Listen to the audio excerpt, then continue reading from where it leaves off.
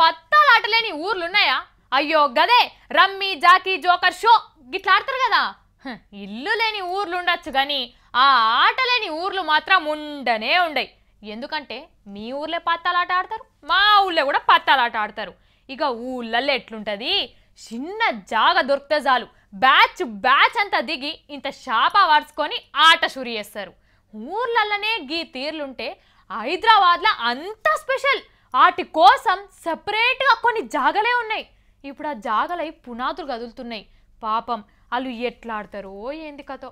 ప్యాకాట భర్తం పట్టే పని సురువు చేసిండు ముఖ్యమంత్రి కేసీఆర్ సారు. గా మొన్న ఒక పారి చెప్పే కదా, హైదరాబాదులనే కాదు ఏడకింత ప్యాకాట ఆడినట్టు తెలవాలే, ఆడేటోళ్లను ఆడిపించేటోళ్ళని చీరి క్యాంప్ ఆఫీసు గడతా అని. నగరంలో ఎట్టి పరిస్థితులలో గ్యాంబ్లింగ్ డెన్స్ అనేది ఉండద్దు. ఎట్టి పరిస్థితులలో ఈ పేకాట క్లబ్బులు ప్రజల కొంపరాస్తా ఉన్నాయి. కాబట్టి చాలా టఫ్గా డీల్ చేయమని చెప్పి ఇద్దరు కమిషనర్లు నేను చెప్పడం జరిగింది. అగో గదే ముచ్చట మళ్ళొక పారి యాడ్ చేసిండు. హైదరాబాద్ లో రిక్రియేషన్ క్లబ్లు, కంట్రీ క్లబ్లు, రెస్ట్ క్లబ్లు ఇట్లా 120 పత్తాలాట గుడులు ఉన్నాయి.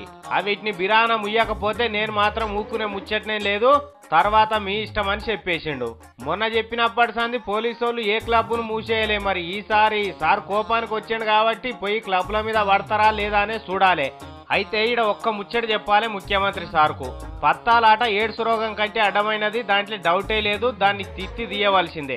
కానీ ఈ తాగుడు ఎబోలా కంటే ఎక్కువ డేంజర్ అయింది సార్ తెలంగాణలో. ఇండ్లల్లో ఆడోళ్ళు తాగొచ్చిన మొగంతో తంటాలు పడుతున్నారు. మరి గా తాగుడు గీగుడు కోటర్లు గీటర్లు ఏమన్నా ఉంటే గవిటిని కూడా బంద్ చేసే కార్యక్రమం పెడితే బాగుంటుంది సార్. అవిటి మీద కూడా ఒక పారి కన్లేర చేస్తారా అంటే పచ్చడి సంసారాలు మళ్ళా కలకల్లాడతాయి అంటున్నారు సార్ అమలక్కలంతా. ఒక్కసారి ఆలోచన చేయి.